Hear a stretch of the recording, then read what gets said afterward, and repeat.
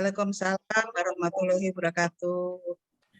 Ya, hadirin yang kami hormati, sidang terbuka promosi doktor pada program Doktor Ilmu Ekonomi dengan Promovendus Ari Eksandi NIM 2220217040002 akan segera dimulai. Sebelum sidang terbuka promosi doktor dimulai, maka terlebih dahulu akan dibacakan riwayat hidup Promovendus oleh kopromotor. Kepada Ibu Dr. Regina Jensen Arsyah, AK MSICE, kami persilakan. Terima kasih untuk waktu yang diberikan bagi kami. Assalamualaikum warahmatullahi wabarakatuh. Waalaikumsalam warahmatullahi wabarakatuh.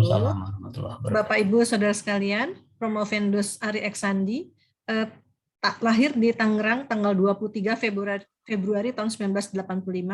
Saat ini menjabat sebagai Wakil Dekan 2 Fakultas Ekonomi dan Bisnis Universitas Muhammadiyah Tangerang. Promovendus memiliki jabatan fungsional lektor. Kemudian mata kuliah yang diampu adalah akuntansi biaya, desktop and cloud accounting, teori akuntansi, metodologi penelitian akuntansi, dan seminar penelitian akuntansi.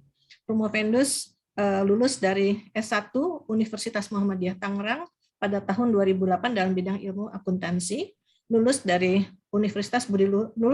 dari Universitas Budi Luhur Jakarta tahun 2014 dalam bidang akuntansi, dan sekarang sedang dalam proses S3 di Universitas Trisakti Jakarta juga dalam bidang akuntansi, sehingga bidang ilmu Promovendus adalah linear. Pengalaman penelitian Promovendus mendapatkan hibah dari Kemendristek-Dikti untuk tahun 2017 dengan judul faktor-faktor yang berpengaruh terhadap Islamic Social Reporting pada perbankan syariah Indonesia. Promovendus juga aktif melakukan pengabdian pada masyarakat dengan hibah internal dari universitas, dan penulisan yang dihasilkan adalah yang juga sudah dipublikasikan pada jurnal nasional maupun internasional bereputasi dengan ranking Scopus sejak beberapa tahun terakhir ini juga sudah banyak. Selain itu juga menjadi penyampai makalah pada seminar ilmiah, dan juga di samping itu Promovendus juga telah menerbitkan buku dengan judul Metode Penelitian Akuntansi dan Keuangan Analisis Regresi Data Panel dan Regresi Logistik Data Panel menggunakan program EVIUS pada tahun 2017, Metode Penelitian Akuntansi dan Manajemen dilengkapi dengan contoh penelitian data sekunder dan data primer tahun 2018, buku Komunikasi Akuntansi untuk Perusahaan Dagang tahun 2019, Review, Analisis Kritis dan Novelty Penelitian Akuntansi tahun 2020, Teori Akuntansi dalam Perspektif Penelitian Akuntansi tahun 2021, Komputer Akuntansi untuk Perusahaan Jasa dan Perusahaan Dagang tahun 2021. Demikian kurikulum vitae Saudara Promovendus Ari Eksandi yang dapat kami sampaikan sebagai latar belakang tentang sosok yang dipromosikan pada siang ini. Demikian penyampaian kami. Assalamualaikum warahmatullahi wabarakatuh. Waalaikumsalam warahmatullahi wabarakatuh. Terima kasih Ibu Dr. Regina. Kami persilahkan kepada Ibu Profesor Dr. Eti Murwaningsari AK MMCE selaku Ketua Penguji untuk dapat memimpin jalannya sidang. Masih di mute, Prof, masih di mute. Ya. Sidang terbuka promosi doktor pada program Doktor Ilmu Ekonomi dengan Promovendus Ari Eksandi dengan NIM 222071704002 akan segera dimulai. Ari Eksandi adalah mahasiswa program Doktor Ilmu Ekonomi Konsentrasi Akuntansi Angkatan 15 tahun 2017-2018 dan telah menempuh seluruh mata kuliah, seminar proposal, seminar hasil, dan ujian tertutup. Untuk itu, sidang dengan agenda promosi doktor pada program Doktor Ilmu Ekonomi dengan ini saya buka. Saudara Promovendus Ari Eksandi, saya minta di hadapan sidang terbuka promosi doktor pada program Doktor Ilmu Ekonomi, saudara dapat mempertahankan disertasi saudara terhadap pertanyaan dan sanggahan dari para penguji. Sebelum acara ini dimulai, apakah saudara Promovendus merasa sehat dan siap untuk diuji? Siap dan terima kasih Ibu Ketua Sidang yang saya hormati. Silahkan kepada Saudara Promovendus untuk memaparkan disertasi saudara selama 15 menit. Silahkan.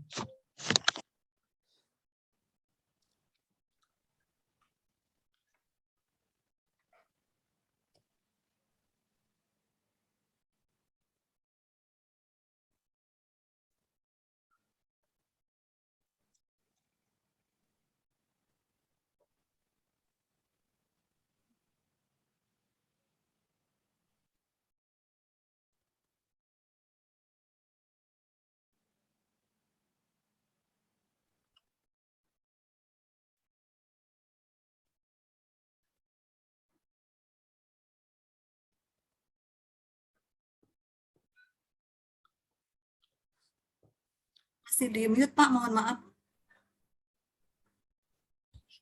Mohon maaf. Assalamualaikum warahmatullahi wabarakatuh. Waalaikumsalam warahmatullahi wabarakatuh.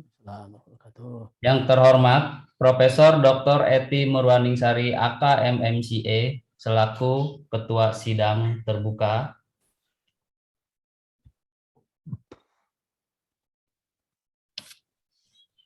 Yang saya hormati Dr. Murtanto AK MSICA selaku promotor.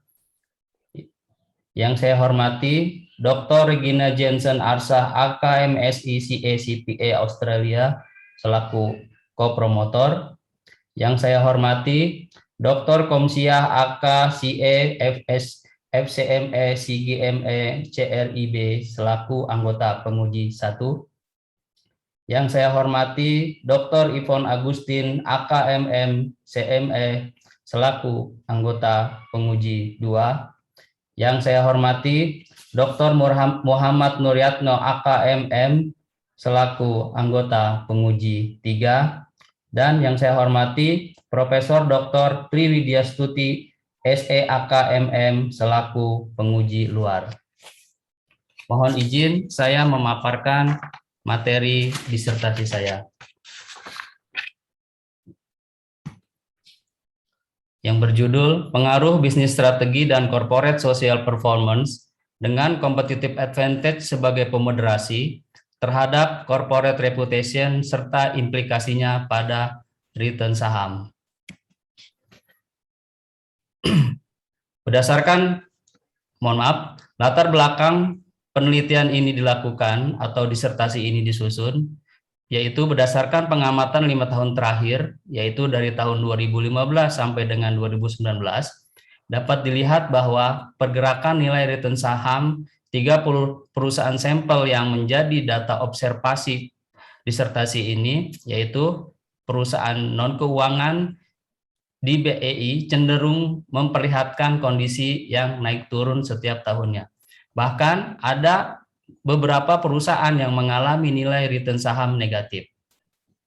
Dari 30 sampel perusahaan non-keuangan di Bursa Efek Indonesia ini, terdapat 15 perusahaan yang memiliki rata-rata return saham ekspektasian bernilai negatif, yaitu adalah perusahaan S Hardware Indonesia Tbk, ASI Himas Flat Glass Tbk, Kardik Aero Service Tbk, Ciputra Development Tbk, Dharma Satya Nusantara Tbk, Gudang Garam Tbk, HM Sampurna Tbk, Jasa Marga Tbk, Matahari Department Store Tbk, Nusa Raya Cipta Tbk,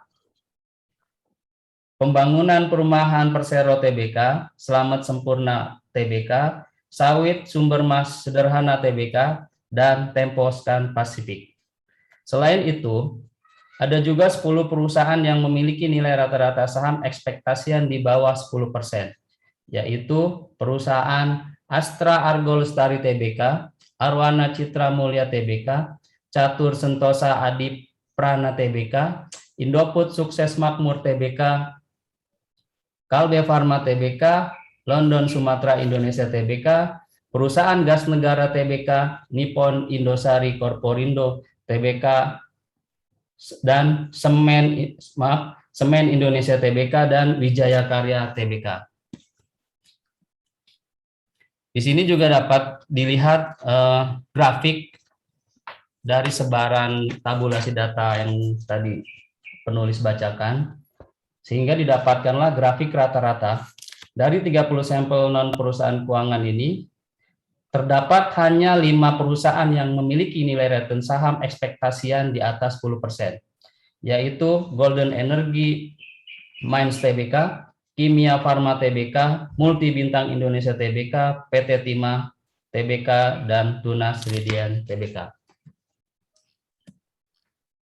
Berdasarkan latar belakang penelitian yang dimaksud tadi, maka motivasi penelitian ini adalah bahwa memang pada dasarnya nilai return saham itu sekarang ini merupakan hal yang fundamental, di mana nilai return saham ini bisa dipengaruhi oleh salah satu variabel yang memang menjadi sebuah perhatian khusus, yaitu variabel corporate reputation. Variabel corporate reputation atau reputasi perusahaan sendiri merupakan variabel yang banyak juga dipengaruhi oleh faktor-faktor lain, oleh variabel-variabel lain. Salah satunya adalah bisnis strategi, di mana variabel bisnis strategi memiliki peranan dalam mempengaruhi naik turunnya reputasi sebuah perusahaan. Selain itu ada faktor lain, yaitu corporate social performance, yang juga bisa mempengaruhi reputasi sebuah perusahaan. Faktor-faktor tadi pun merupakan hal yang menjadi perhatian khusus.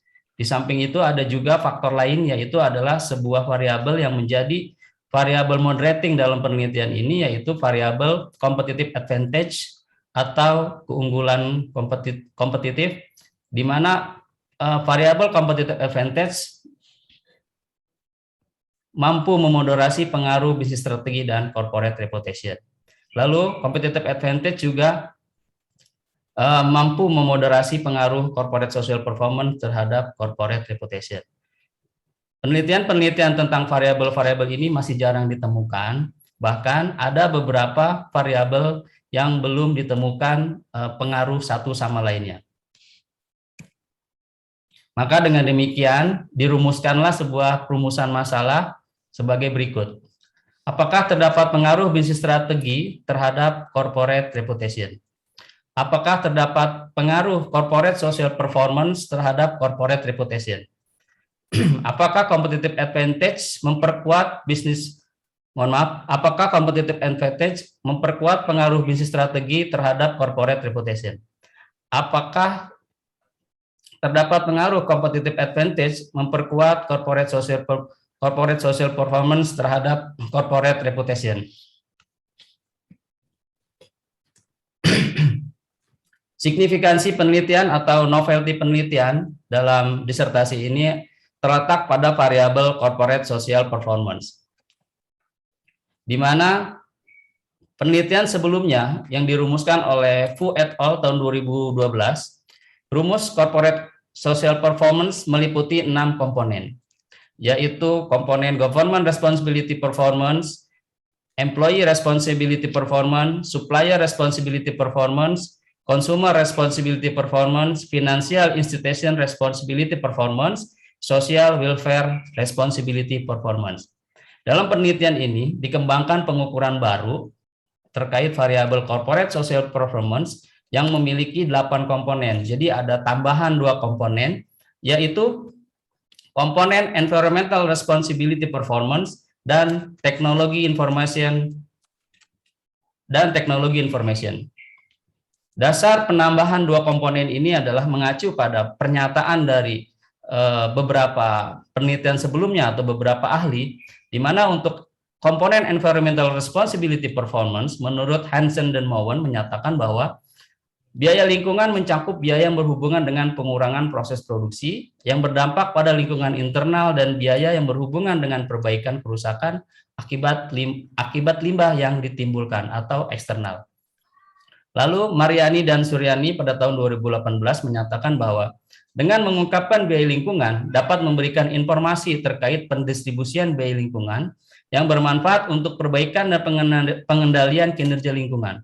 Maka dengan demikian, biaya lingkungan yang sudah dikeluarkan perusahaan bisa menjadi salah satu hal yang bisa meningkatkan reputasi perusahaan. Lalu untuk komponen teknologi information, menurut penelitian sebelumnya atau menurut beberapa para ahli, Jaffe tahun 1986 menerangkan bahwa kegiatan pengembangan teknologi dapat meningkatkan proses produksi dan membuatnya lebih efektif, yang juga dapat mengurangi jumlah energi yang dikonsumsi perusahaan. Dengan pengurangan biaya berikutnya dan polusi yang lebih sedikit, sehingga ada hubungan positif antara investasi pengembangan teknologi dengan nilai penjualan perusahaan. Lalu, pernyataan ini dikuatkan oleh Paget and Gallant tahun 2010. Pengembangan teknologi adalah kegiatan yang memiliki kepentingan komersial dalam kaitannya dengan penelitian ilmiah murni dan pengembangan aplikatif di bidang teknologi. Pengembangan teknologi memberi kesempatan kepada perusahaan untuk mengembangkan produk dan proses produksi yang lebih baik, serta inovasi penjualan yang efektif.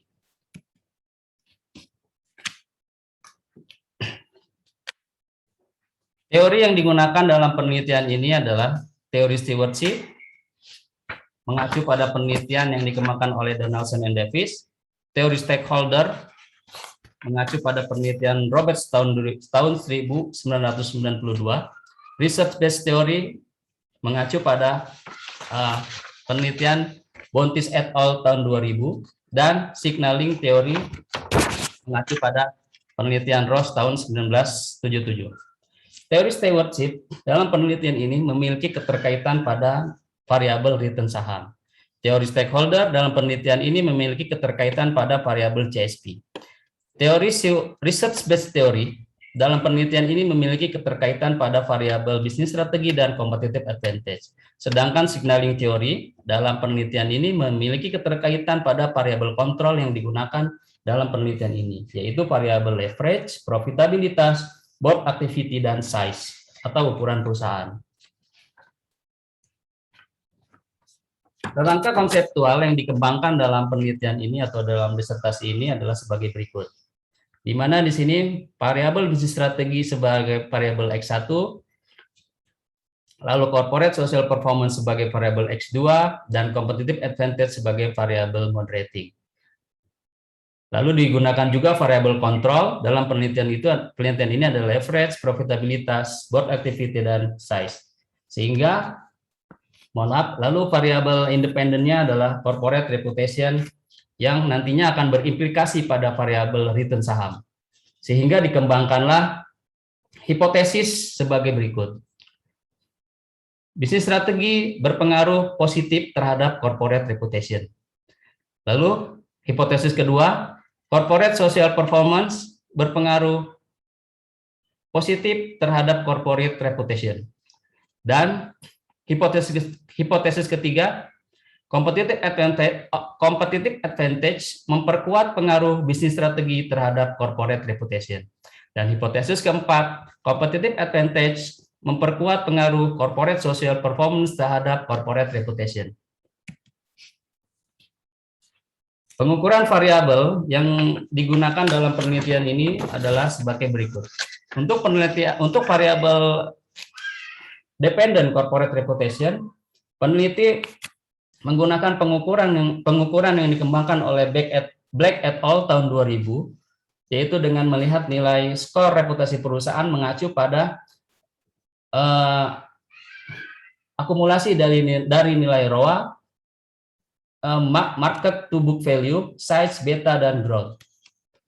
Sedangkan untuk variabel independen, variabel X1, peneliti mengacu pada pengukuran yang dikembangkan oleh Bentley Goody et al. Tahun 2017, di mana Bentley Goody et al. Ini menggunakan tipologi Miles and Snow dalam pengembangan rumus bisnis strategi. Bisnis strategi di sini nantinya akan dilakukan proses perhitungan sehingga nanti didapatkanlah sebuah pemeringkatan bisnis strategi apa yang digunakan oleh perusahaan berdasarkan dari kuintil yang sudah ditetapkan dan dihitung, di mana bisnis strategi ini memiliki 4 jenis tipe strategi, yaitu reaktor, defender, analyzer, dan prospector. Masing-masing strategi ini memiliki karakteristik atau keunikannya tersendiri sesuai dengan kebutuhan, sesuai dengan kebijakan, sesuai dengan daya ungkit yang dimiliki oleh perusahaan. Lalu pengukuran berikutnya adalah untuk variabel competitive advantage. Variabel competitive advantage dalam penelitian ini menggunakan sistem indeks, mengacu pada pengukuran yang sebelumnya dilakukan oleh Tang and Liu tahun 2010 dan Yu San Chen tahun 2019. Mohon maaf, tahun 2011. Peneliti menggunakan sistem indeks dikarenakan terdapat keterbatasan dari pengukuran Tang and Liu dan Yu San Chen yang masih menggunakan rasio keuangan, di mana pengukuran dari Tang and Liu dan Yu San Chen masih belum terlalu didisclose oleh perusahaan nilai-nilai yang dibutuhkan. Maka dengan masukan dari para dewan penguji pada sidang-sidang sebelumnya, bahwa pengukuran competitive advantage lebih idealnya untuk Indonesia saat ini adalah dengan menggunakan sistem indeks, di mana sistem indeks ini terdapat dari 7 indikator, yaitu customer relationship, supplier relationship, intellectual property, fixed asset management, R&D intensity, profitabilitas, dan sales growth. Lalu pengukuran variabel berikutnya adalah untuk variabel return saham. Pengukuran variabel return saham yang digunakan dalam penelitian ini adalah mengacu pada penelitian Brown and Warner tahun 1985, di mana pengukuran Brown and Warner ini yaitu melihat nilai return saham yang diharapkan atau expected return saham, di mana peneliti selanjutnya nanti mencari beberapa nilai yang dibutuhkan, yaitu nilai beta saham dan market return pada waktu pengamatan pada saat waktu pengamatan dilakukan. Nantinya dilakukanlah sebuah regresi sehingga didapatkan nilai expected return saham.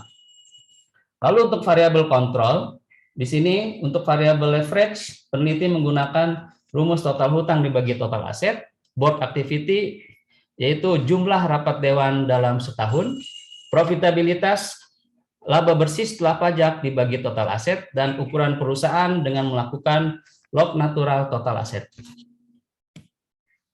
Metodologi penelitian.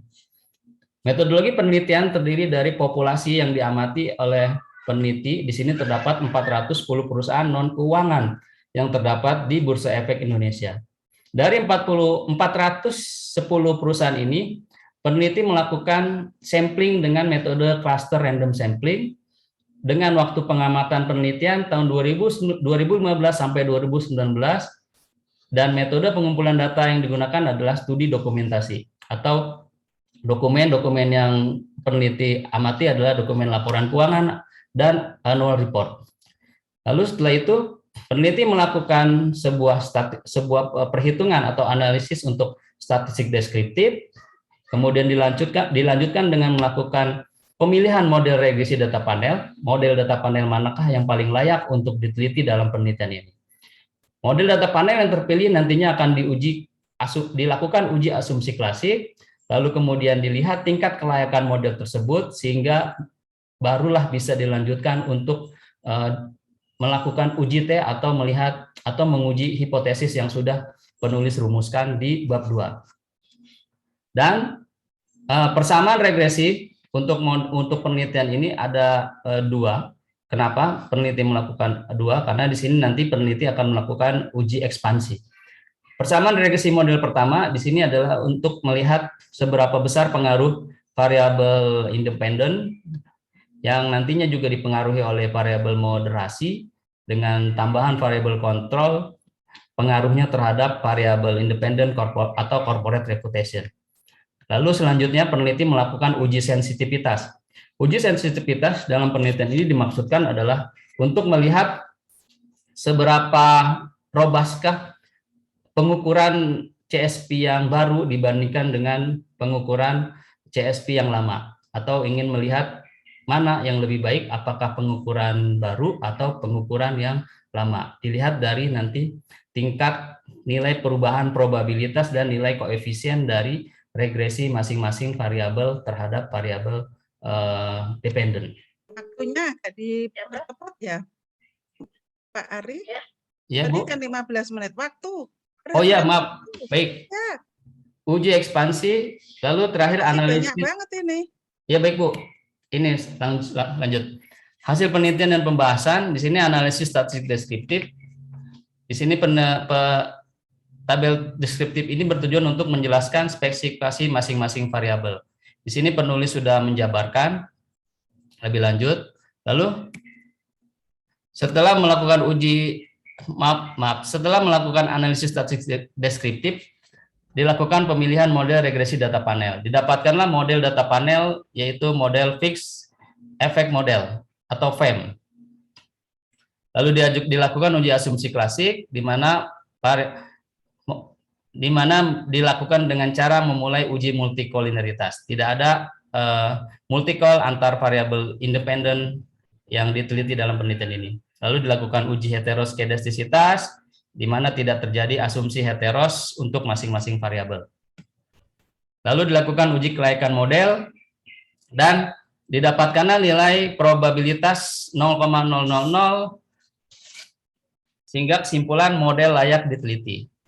Dan selanjutnya adalah uji T atau uji hipotesis, di mana dari uji T ini didapatkanlah hipotesis yang ditolak dan diterima. Di sini yang bisa penulis jabarkan adalah hipotesis 1 ditolak, hipotesis 2 dan 3 diterima, dan hipotesis 4 ditolak. Pembahasan. Bisnis strategi tidak berpengaruh terhadap corporate reputation. Hasil ini tidak sejalan dengan penelitian Oyedijo dan Akewusola tahun 2012 yang menyatakan bahwa ketepatan bisnis strategi memberikan peningkatan pertumbuhan penjualan yang mendorong kepada profitabilitas yang tinggi. Perusahaan-perusahaan sampel cenderung memiliki kesamaan dalam pemilihan strategi, yaitu strategi analyzer, yang bisa dipresentasikan terdapat 80,6% perusahaan non-keuangan di Indonesia memilih strategi analyzer dalam kebijakan bisnisnya. Lalu pembahasan berikutnya adalah corporate social performance berpengaruh positif terhadap corporate reputation. Hasil ini sejalan dengan penelitian Ali 2011, Abdullah dan Abdul Aziz 2013, Sontai Petkenfins 2015. Lalu hasil penelitian ini juga sejalan dengan konsep teori stakeholder, di mana penerapan corporate social performance dapat menjadi strategi perusahaan untuk memenuhi kepentingan para stakeholder. Dan penelitian ini juga mampu menemukan sejauh mana keseriusan perusahaan dalam memaksimalkan 8 indikator pengukuran corporate social performance. Didapati rata-rata perusahaan non-keuangan di Indonesia belum maksimal dalam memenuhi instrumen pengukuran dari corporate social performance, yaitu instrumen pengeluaran uang untuk sumbangan dan biaya pengembangan teknologi. Competitive advantage memperkuat pengaruh bisnis strategi terhadap corporate reputation. Sebanyak 80% perusahaan non-keuangan di Indonesia memilih analyzer sebagai strategi bisnisnya. Itu dikarenakan strategi analyzer adalah strategi yang mengacu pada area stabil yang membuat perusahaan beroperasi secara rutin dan efisien. Lalu terciptanya suatu keunggulan kompetitif dapat dibuktikan dari tingkat persaingan pasar industri. Dan pemilihan strategi yang sesuai dengan sumber daya yang dimiliki perusahaan sangat penting untuk diperhatikan. Dan berikutnya adalah competitive advantage memperlemah pengaruh corporate social performance terhadap corporate reputation. Hasil penelitian menunjukkan bahwa perusahaan sampel dalam penelitian ini belum mampu menciptakan nilai-nilai competitive advantage yang cukup baik dalam upaya menciptakan tingkat penjualan yang diharapkan. Ketika perusahaan berupaya membangun competitive advantage yang baik, maka hal ini dapat mengaruhi pengembangan corporate social performance. Uji sensitivitas di sini penulis lakukan dari pengukuran CSP sebelumnya, di mana didapatkanlah nilai hipotesis 1 ditolak, hipotesis 2 diterima, hipotesis 3 diterima, dan hipotesis 4 ditolak. Kurang lebih hasil hipotesisnya sama dengan pengukuran sebelumnya, tapi di sini ada perbandingan antara CSP lama dengan CSP baru, di mana CSP lama memiliki nilai koefisien lebih rendah dibanding CSP yang baru, dan tingkat probabilitas yang lebih besar dibandingkan CSP baru. Sehingga dengan demikian dapat disimpulkan bahwa pengukuran CSP dengan 8 komponen lebih menggambarkan kondisi yang sebenarnya atau lebih baik dibandingkan dengan CSP yang lama dengan menggunakan 6 komponen. Lalu peneliti melakukan uji ekspansi. Dari hasil uji ekspansi, ini dilakukan untuk melihat sejauh mana pengaruh bisnis strategi dan corporate social performance dan competitive advantage sebagai pemoderasi terhadap corporate reputation yang berimplikasi pada return saham. Tabel di atas menunjukkan bahwa variabel corporate reputation memiliki implikasi yang baik terhadap peningkatan nilai return saham. Hal ini dapat dilihat dari perbandingan model 1 yang belum menjadikan variabel corporate reputation sebagai faktor eksogen dibandingkan dengan model 2 setelah menjadi faktor eksogen. Terlihat ada perubahan pada variabel bisnis strategi, corporate social performance, competitive advantage sebagai pemoderasi, dan variabel kontrol yaitu profitabilitas, leverage, serta board activity dan size.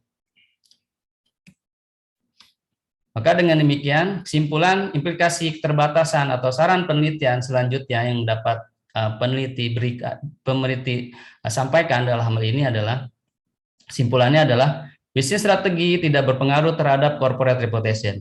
Lalu corporate social performance berpengaruh positif terhadap corporate reputation.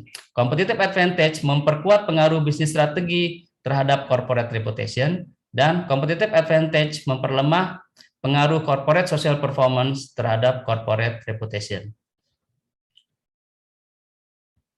Lalu keterbatasan dalam penelitian ini adalah bahwa orientasi tipologi bisnis strategi dari Miles and Snow belum mampu tergambarkan dengan kuat karena masih belum maksimalnya perusahaan yang menjadi sampel penelitian dalam mengungkapkan nilai R&D expense. Masih belum maksimalnya perusahaan sampel dalam menampilkan nilai instrumen lingkungan dan teknologi yang digunakan dalam pengukuran corporate social performance, sehingga informasi yang dibutuhkan untuk corporate social performance belum tertangkap secara maksimal. Dan ketiga, masih sedikitnya perusahaan yang menampilkan nilai indikator intellectual property dan fixed asset management dalam pengukuran variable competitive advantage, sehingga nilai yang dihasilkan untuk variabel ini belum bisa memberikan gambaran yang kuat tentang sumber daya yang dimiliki oleh perusahaan. Implikasi penelitian ini adalah mengacu pada implikasi teoritis, yaitu teori stakeholder dan teori research based theory, serta implikasi praktik pada perusahaan, regulator, dan investor. Saran penelitian untuk penelitian selanjutnya sebaiknya pengukuran variabel bisnis strategi menggunakan sistem indeks agar karakteristik bisnis strategi yang ada pada perusahaan bisa tertangkap secara maksimal. Untuk penelitian selanjutnya sebaiknya menggunakan sistem indeks dalam pengukuran variabel corporate social performance karena kegiatan corporate social performance tidak semuanya menampilkan nilai keuangan sehingga informasi yang dibutuhkan bisa tertangkap secara maksimal. Saran penelitian ketiga adalah memperbarui dan memperpanjang periode pengamatan dengan harapan indikator intellectual property dan fixed asset management pada variabel pengukuran competitive advantage sudah diungkapkan secara lengkap oleh perusahaan sampel. Dan cara yang keempat adalah variabel competitive advantage mampu memoderasi positif pengaruh corporate social performance terhadap corporate reputation yang pada saat pengujian linear memiliki arah negatif sehingga menarik untuk diteliti kembali. Terima kasih, mohon arahan dan masukannya.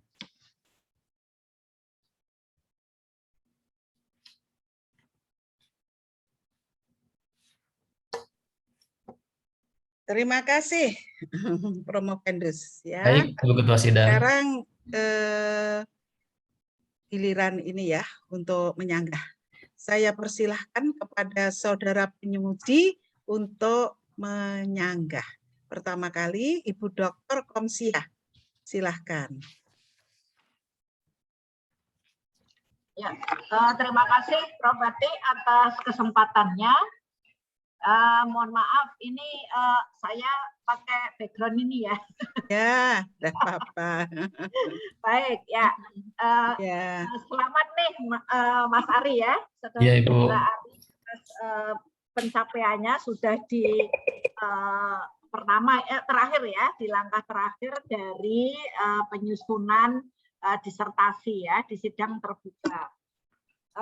Saya ada 3 pertanyaan, tapi sebelum pertanyaan mungkin ini tolong kasih banyak salam ketik ya. Iya, Bu. Ada return di judulnya itu langsung return saham. ya. Kemudian di dalamnya juga ada beberapa kesalahan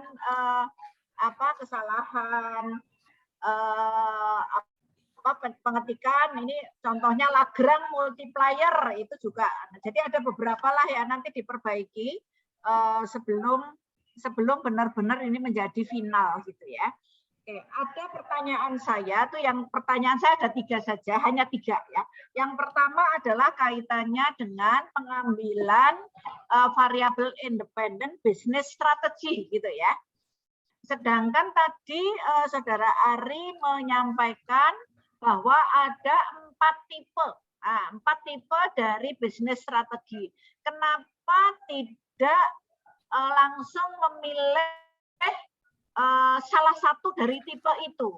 Nah, ini nih permasalahannya adalah ternyata di hasil itu ya, di hasil itu tidak signifikan. Artinya hipotesis yang disusun itu tidak terdukung gitu kan dengan data, dan itu alasannya di pembahasan itu ternyata Saudara Ari mengatakan kalau tipe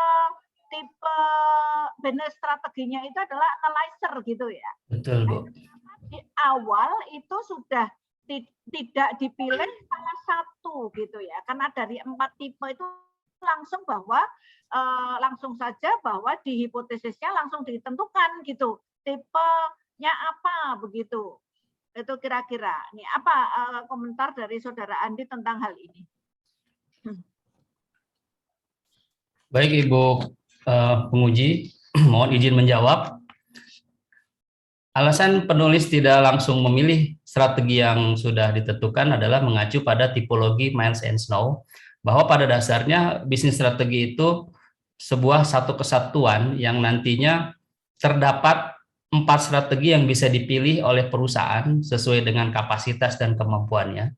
Dan di samping itu, strategi-strategi yang sudah ditetapkan dalam konsep tipologi Miles and Snow belum tergambarkan secara eksplisit maupun implisit. Jadi harus dilakukan sebuah proses perhitungan berdasarkan indikator-indikator atau proksi-proksi yang sudah ada, dan nantinya dilakukan sebuah perhitungan dengan metode sistem kuintil sehingga barulah didapatkanlah strategi apa yang memang diacu atau strategi apa memang yang dipilih oleh perusahaan. Pada dasarnya peneliti beranggapan atau berasumsi perusahaan sendiri pun belum tentu mengetahui bahwa mereka itu menganut sebuah tipe bisnis tertentu. Ini bisa dipecahkan ketika dilakukannya sebuah proses perhitungan berdasarkan rumus pengukuran yang dirancang oleh Bentley and Goody yang berlandaskan pada tipologi Miles and Snow. Seperti itu Ibu alasannya. Mohon maaf. Oke, kalau nanti di pembahasan itu juga dijelaskan apa yang telah dijelaskan ini gitu. Ya, jadi di pembahasan, karena ini terus terang, ini kan pada saat menyusun hipotesisnya itu kan berarti Saudara Ari itu masih galau gitu kan. Dalam artian galaunya itu adalah tidak memilih salah satu tipe gitu kan. Nah, ini yang sehingga pada saat menyusun hipotesisnya itu adalah berpengaruh positif, ternyata di sini positif tapi tidak signifikan gitu kan. Nah, ini tolong ya dijelaskan nanti. Oke, ya, kemudian yang kedua, pertanyaan saya kedua, di sini di hasil untuk corporate social performance itu menggunakan dikatakan signifikan pada 10%, gitu kan? Sedangkan kalau yang dengan yang sudah dengan moderasi itu 5%, gitu kan? Apa alasannya kenapa menggunakan di sini signifikan tapi 10%?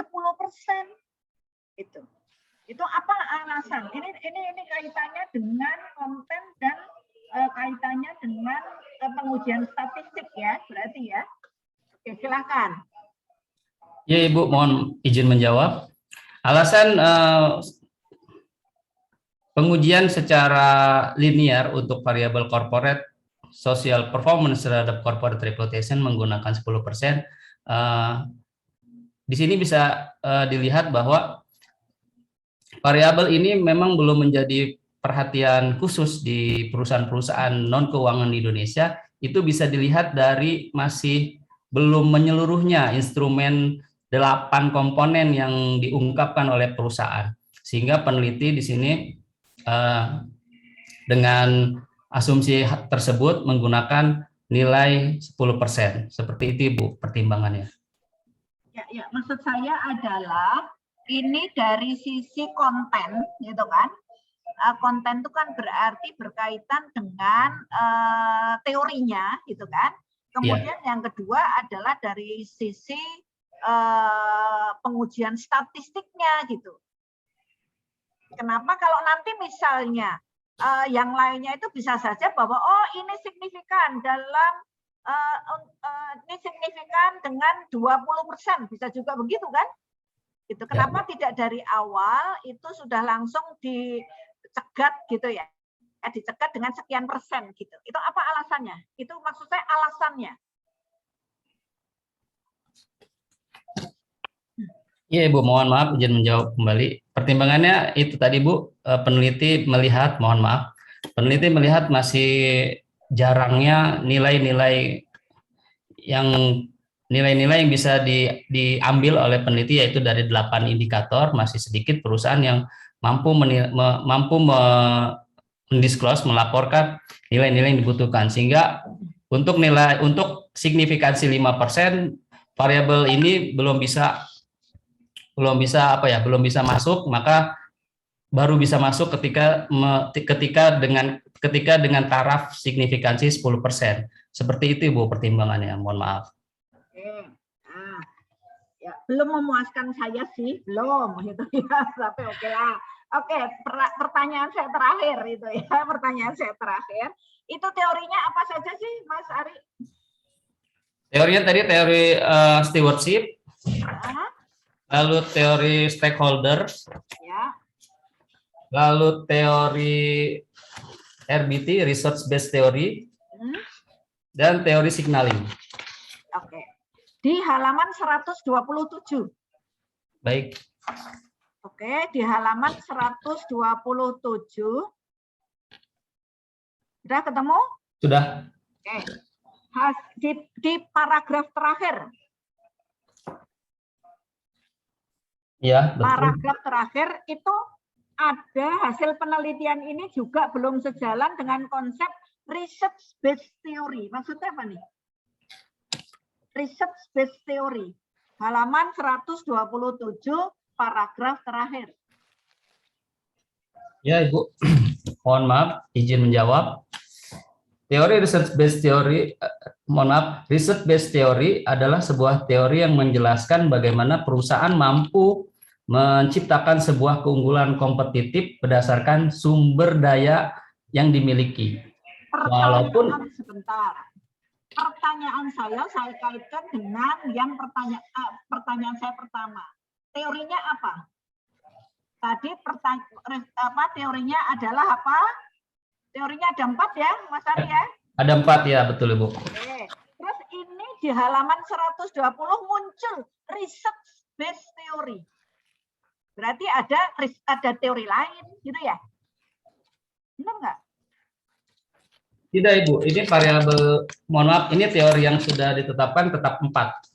Ya itu loh, halaman 127, baca deh. 127. Di paragraf terakhir. Oh, mohon maaf. Ini maksudnya resource, bukan research, Bu. Mohon maaf, Ibu. Ya. Oke. Ini banyak banget salah ketiknya. Iya, Ibu, mohon maaf. Ya, dari judul sampai dalam-dalamnya. Nah, ini kan menyesatkan, gitu ya. Jadi menyesatkan. Jadi teorinya research base itu nggak ada, tapi tiba-tiba muncul di pembahasan, gitu ya. Jadi tolong nanti dilihat lagi, dibaca lagi, gitu ya. Karena ini nanti kan akan dibaca oleh adik-adik kelas nih. Baik, Ibu. Kan adik-adik kelasnya, orang lain akan baca, gitu kan. Kalau salah ketik itu bisa menyesatkan, ya. Oke, kemudian tadi juga satu lagi ya, tambah satu lagi, itu Iya, kaitannya dengan implikasi. Tolong implikasinya juga di ini ya, implikasinya dikaitkan dengan hasil penelitiannya ya. baik Ibu. Oke, baik. Oke, gitu. Terima kasih, Prof. Edi, saya kembalikan. Terima kasih Ibu Dr. Komsiah. Kita lanjutkan Ibu Dr. Ivon Agustin. Silakan. Terima kasih atas waktu yang diberikan. Selamat dulu ya, sudah sampai di ujian terbuka. Ini adalah tahap yang terakhir ya. Nah, untuk membuat disertasinya ini menjadi bagus ya, ada beberapa hal yang Ibu ingin konfirmasi. Ya, sebentar nih, dilihat dari bisnis strategi tadi kan ada 4 ya. Iya, Nah, Bu. di bisnis strategi itu dikasih skor. Skornya itu ada 0 sampai 16. Kemudian dari 16 sampai sekian ya, itu yang diberikan skornya ya. Nah, sekarang Ibu ingin tanya, berdasarkan apa Arisandi itu memberikan skor tersebut? Karena kalau dilihat itu reaktor, kemudian dikaitkan dengan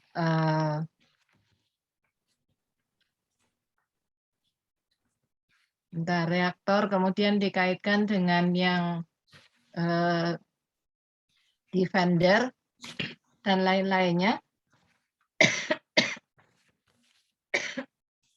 Sebetulnya itu analyzer itu yang paling bagus. Nah, namun demikian kok tidak ada, menurut Ibu nih ya, ingin tanya gitu sama Ari, kenapa misalnya yang di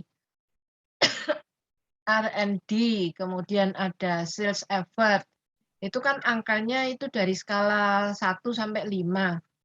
Kenapa misalnya kalau analyzer itu tidak, R&D-nya itu 3. Kemudian kalau kita masuknya itu ke defender, itu berarti R&D-nya 1. Nah, tapi ini kan dibikin skalanya 1 sampai 5, ya kan? Iya, Bu. Dasarnya Ari itu memberikan penilaian ini apa? Coba itu 1 dulu, nanti baru yang lainnya. Baik Ibu, mohon izin menjawab. Ya, Skor untuk masing-masing tipe strategi ini berdasarkan pemeringkatan kuintil, Ibu, dari proksi-proksi pengukuran bisnis strategi, yaitu Research and Development Intensity, Sales Effort, Employee Intensity, Capital Intensity, Employee Fluctuation, dan Sales Growth. Nah itu dia ambilnya dari mana ini? Apakah penelitinya juga tetap menggunakan defender, reaktor, dan seterusnya? Ya, memang di penelitian sebelumnya, Bentley and Goody et al. Ini dia menjelaskan 4 tipe strategi, tapi yang digunakan hanya dua strategi saja, yaitu defender dan prospektor. Tapi dalam disertasi ini peneliti ingin lebih mengetahui khusus untuk bagaimana gambaran di Indonesia, maka menggunakan 4 strategi bisnis.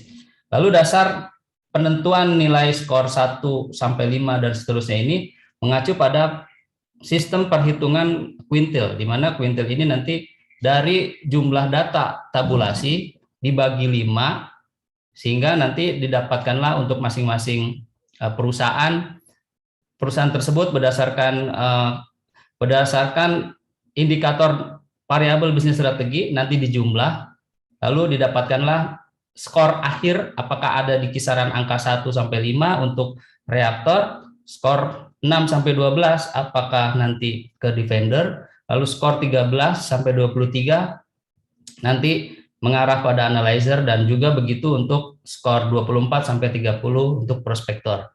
Jadi nanti di sini ada 6 indikator, yaitu R&D intensity, sales effort, employee intensity, capital intensity, dan employee fluctuation, dan sales growth. Nanti dijumlah apabila perusahaan mengungkapkan semua nilai-nilai untuk masing-masing indikator itu mendapatkan nilai maksimal 30 dan nilai minimalnya adalah 1. Seperti itu Ibu pertimbangannya. Baik. Oke, kemudian yang kedua.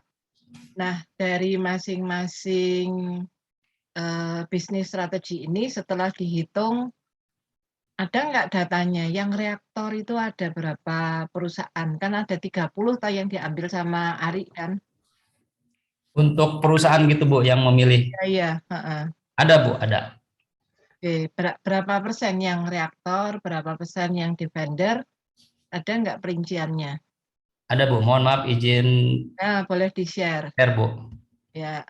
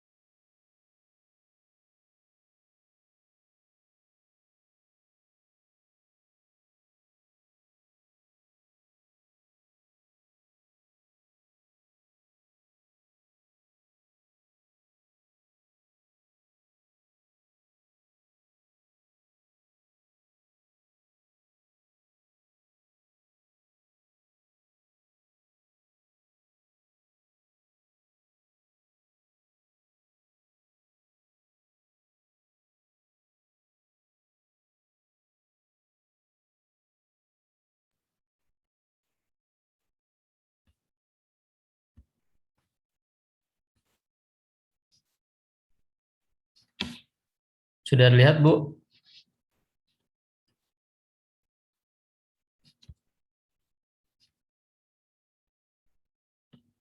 Ya Bu, mohon izin menjelaskan Bu. Oke, silahkan. Ya ini tadi coba saya jelaskan kembali Bu ya, coba saya ulang. Di sini pertimbangannya adalah sistem kuintil, jadi nanti masing-masing entitas diamati berdasarkan jumlah tahunnya, lalu nanti dilihat nilai masing-masing indikator dari bisnis strategi yang ada 6 tadi, yaitu R&D, sales effort, employee intensity, capital intensity, employee fluctuation, dan sales growth. Ada 6 indikator. Jadi nanti 6 indikator ini dilihat nilainya, nilai dari masing-masing perusahaan yang diamati dari beberapa tahun, yaitu 5 tahun, sehingga nanti didapatkanlah perusahaan tersebut dalam tahun tertentu ada di kuintil berapa, seperti itu. Lalu nanti dijumlah jumlah kuintil dari masing-masing indikator, sehingga nanti didapatkanlah skor akhirnya adalah sebagai berikut. Skor totalnya untuk tahun 2015 misalkan perusahaan AALI memiliki nilai total skor untuk bisnis strateginya 18. Sampai tahun 2016, 17, 18, 19 ada di kisaran angka atau angka interval dari tipe strategi analyzer.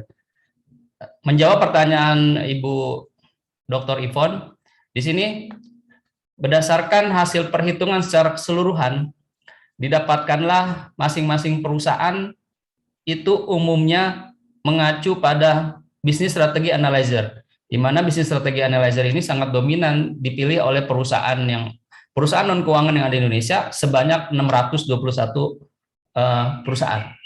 Mohon maaf, sebanyak 621 data. Ya, 621 ya. Ya. Nah, kemudian masih tetap ada yang di vendor sebanyak 129. 129 data. Itu berarti berapa persen datanya itu? Dari 770. Dari 770 itu berapa persen? Kalau analyzer kebetulan penulis hitung karena di sini adalah jumlah terbesar sekitar 80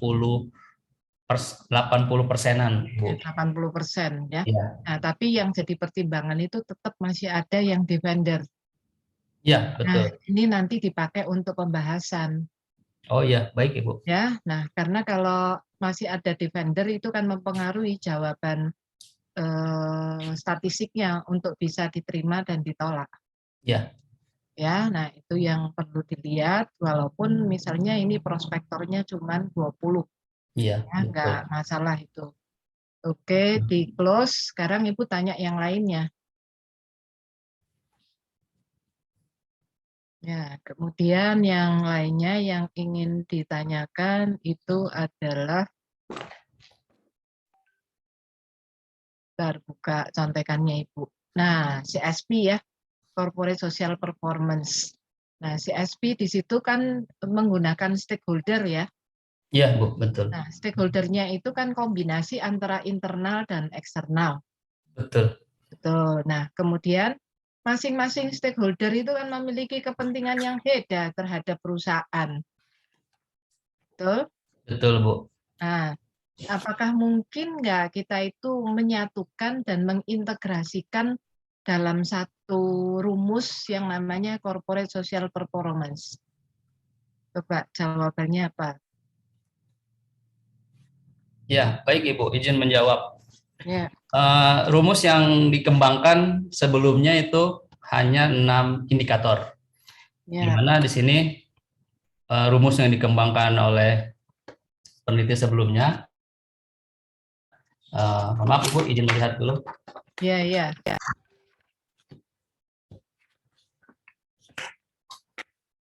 Rumus yang dikembangkan oleh Fu et al. Tahun 2012, kebetulan ini adalah jurnal dari Cina yang saya ambil rujukan.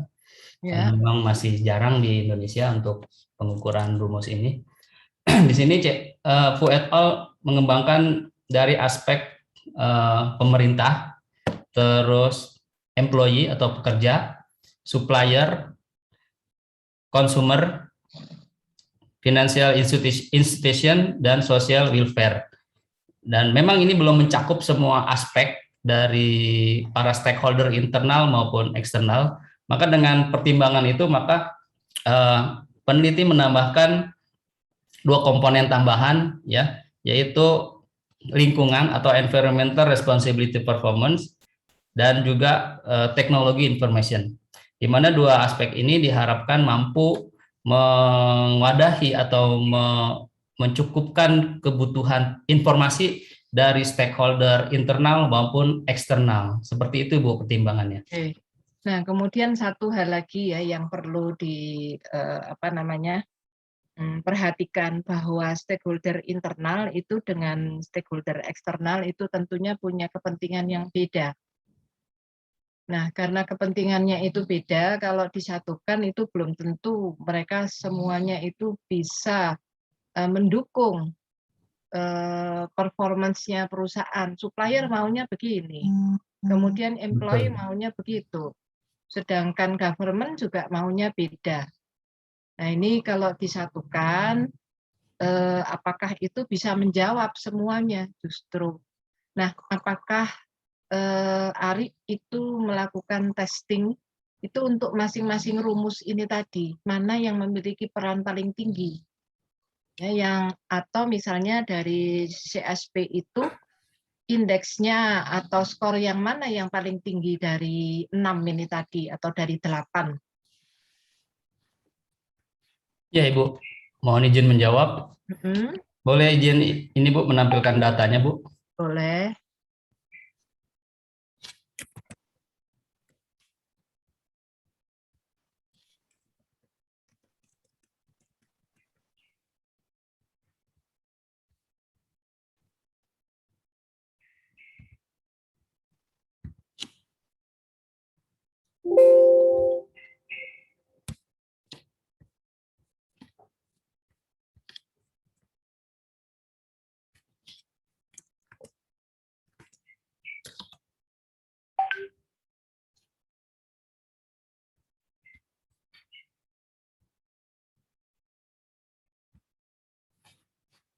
Baik Ibu, izin menjelaskan.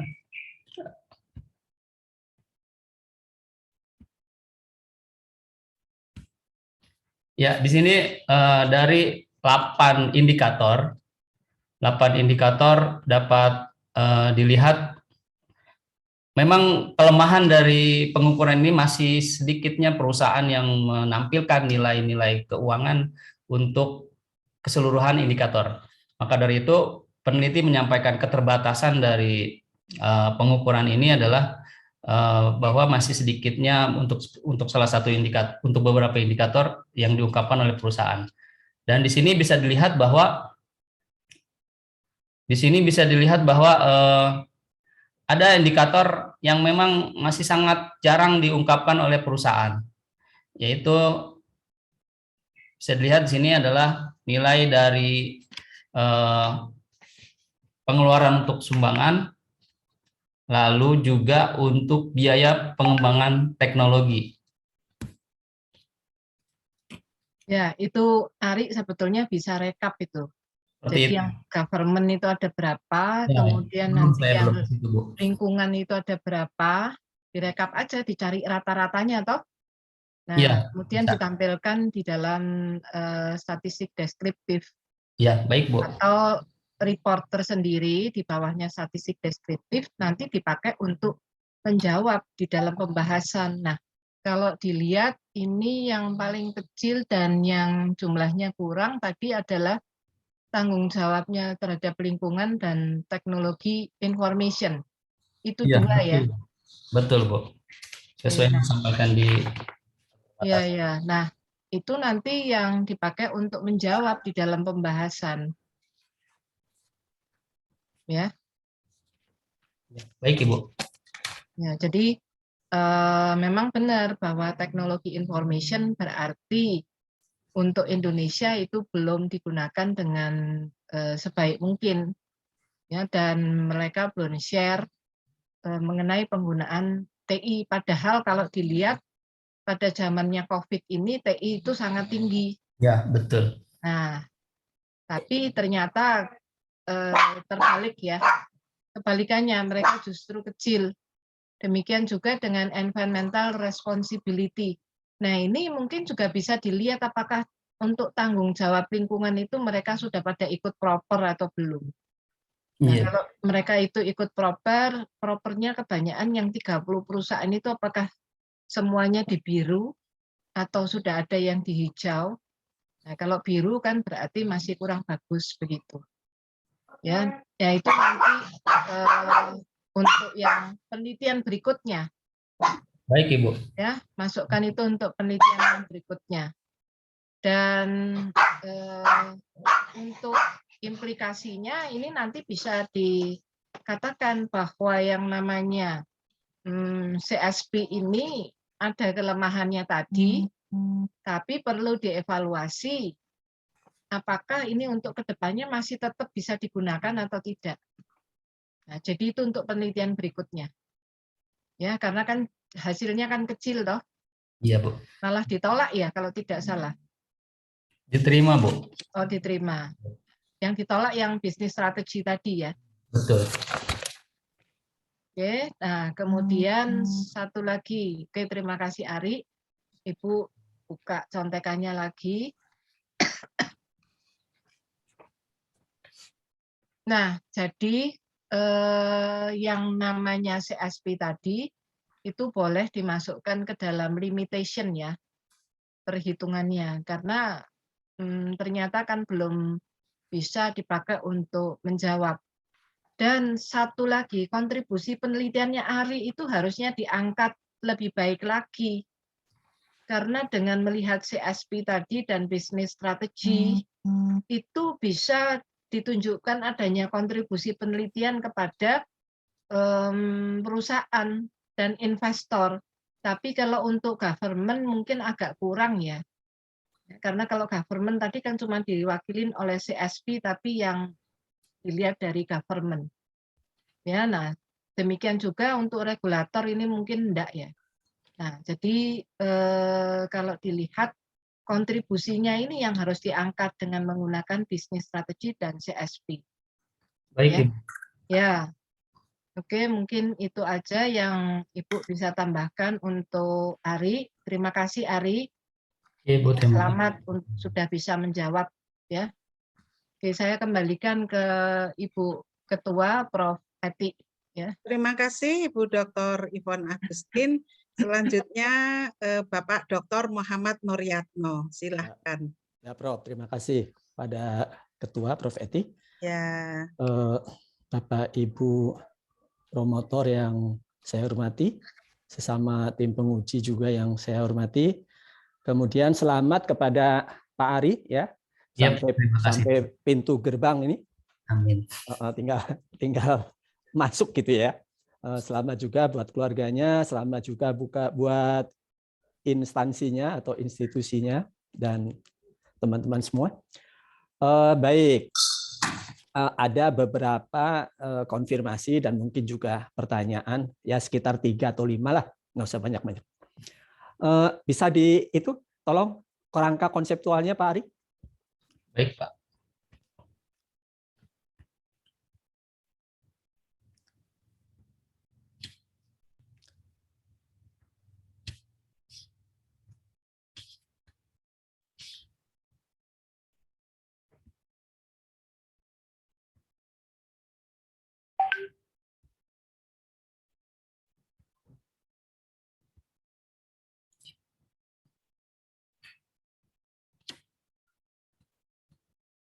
Baik, stop. Jadi selamat ini karena Bentar, Pak, maaf, Pak. Jangan terima kasih. Nah, saya stop. Jadi karena ini penelitiannya sudah selesai ya, jadi Pak Ari selamat ini sudah membangun satu model ya. Jadi adalah satu teori. Nah, kita tidak lupa bahwa ini dibangun atas dasar fenomena yang tadi dikemukakan di depan. Jadi ada 30 perusahaan non keuangan ya kan, di mana beberapa di antaranya itu nilai sahamnya negatif, kemudian yang 10% di antaranya malah nilainya kurang dari 10% apa ya? Itu ya, betul Pak. Nah, jadi tolong saya ingin konfirmasi setelah Anda berhasil menyusun teori seperti ini, ya fungsi teori itu kan menjelaskan, mengontrol, dan memprediksi nih. Nah, tolong nih Anda jelaskan dari teori yang sudah Anda hasilkan berdasarkan penelitian ini untuk kembali menjelaskan fenomenanya nih. Kenapa seperti itu?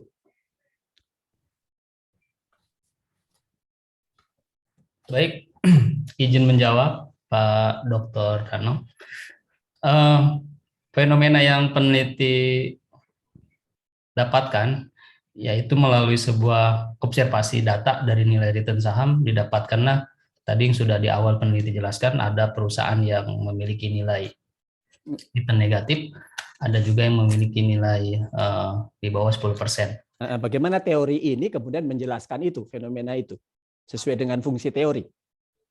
Ya, fenomena yang diangkat kebetulan adalah variabel return saham, di mana variabel return saham di dalam penelitian ini adalah variabel yang terimplikasi dari pengaruh variabel corporate reputation, dan variabel corporate reputation sendiri dipengaruhi oleh variabel-variabel independen lainnya seperti bisnis strategi, corporate reputation, dan competitive advantage. Pengaruh dari bisnis strategi, corporate reputation yang diperkuat atau diperlemah oleh competitive advantage terhadap corporate reputation nantinya mempengaruhi nilai return saham. Nah, teori di sini, teori yang dikembangkan di sini didapatkanlah bahwa variabel corporate reputation atau reputasi perusahaan belum terlalu diperhatikan oleh masyarakat di Indonesia. padahal variabel ini merupakan variabel yang bisa dibilang memiliki peranan terhadap naik atau turunnya nilai return saham. Seperti itu, Pak. Oke, penelitian Anda menjelaskan fenomenanya enggak tadi terkait dengan return saham? Dari model ini, dari teori yang Anda kembangkan ini.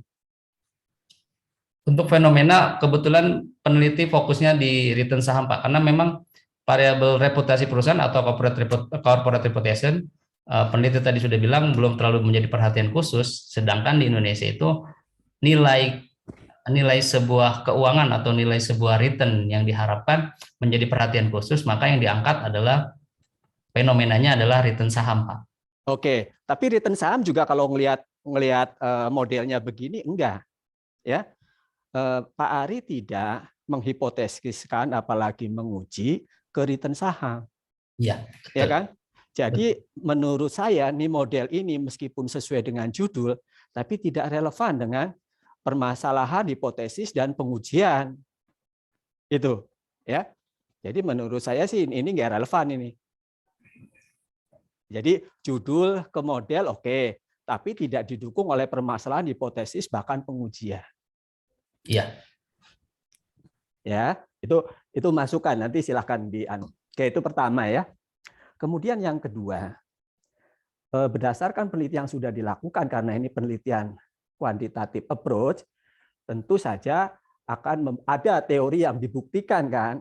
Nah, dipersempit aja, mengacu kepada novelty yang dikemukakan. Ini teori apa ya? Yang kemudian dalam tanda kutip diperbarui. Ya Pak, baik, izin menjawab Pak.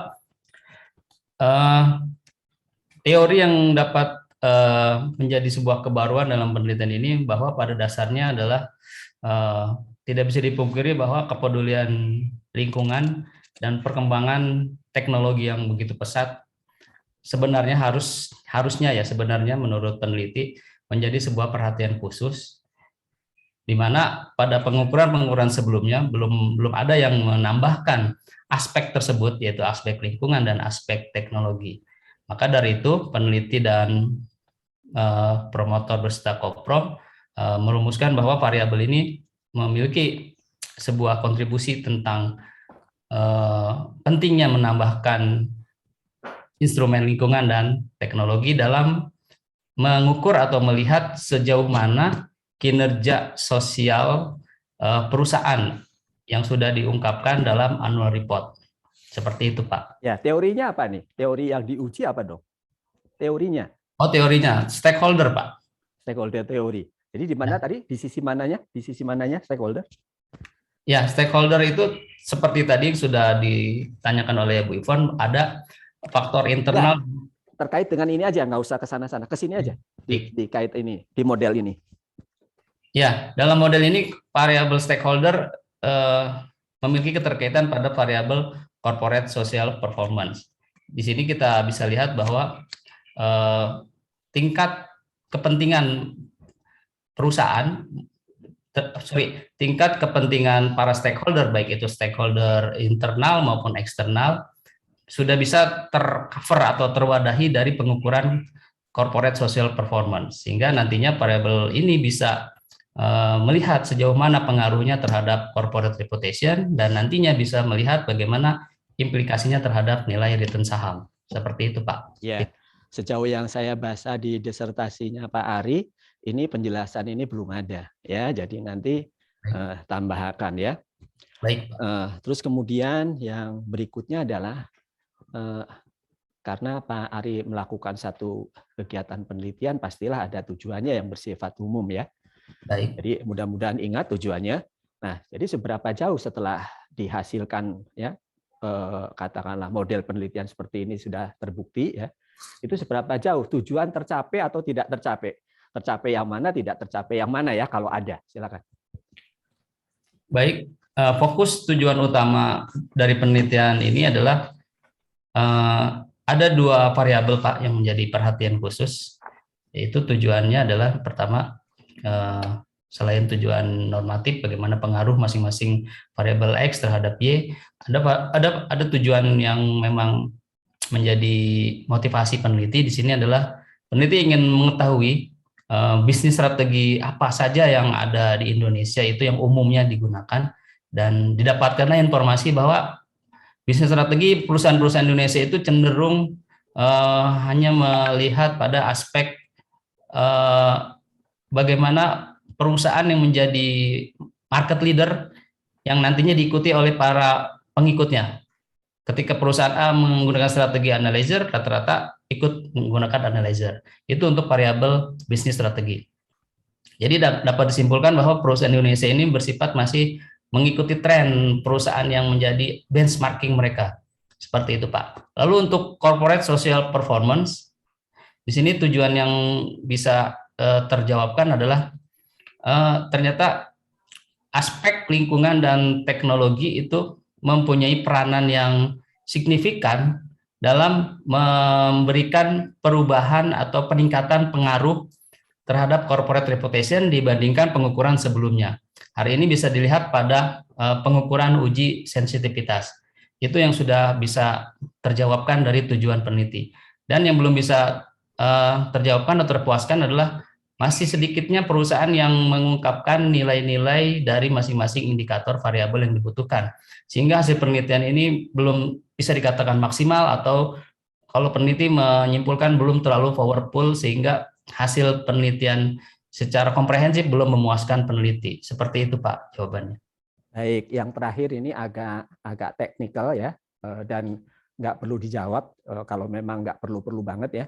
Itu tadi pertama terkait dengan judul. Jadi implikasi terhadap return saham itu kalau dilihat dari isinya menjadi tidak relevan. Nanti tolong di ini aja, dipikirkan ulang. Terus yang kedua, tadi terkait dengan sampel ya, terkait dengan sampel tiba-tiba angka ketemu 154. Nah, tolong dijelaskan. Kan disebutkan memang secara klaster gitu kan? Klaster. Ya. Oke. Klaster berdasarkan jenis industri, terus kemudian subsektornya gitu. Nah, itu ada langkah-langkahnya gitu. Nggak tiba-tiba muncul 154 ya. Baik, Pak. Ini teknis aja. Jadi saya pikir kalau nggak perlu banget dijawab, nggak usah. Masukkan aja.